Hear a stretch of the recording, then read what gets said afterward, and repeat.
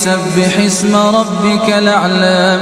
الذي خلق فسوى والذي قدر فهدى والذي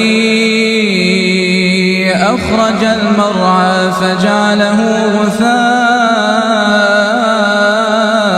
نحوا سنقرئك فلا تنسى إلا ما شاء الله إنه يعلم الجهر وما يخفى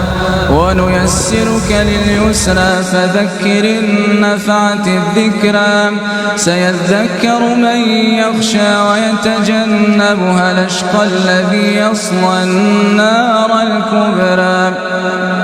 ثم لا يموت فيها ولا يحيا قد أفلح من تزكى وذكر اسم ربه فصلى بل تؤثرون الحياة الدنيا والآخرة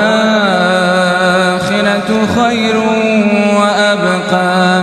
إن هذا لفي الصحف الأولى صحف إبراهيم وموسى.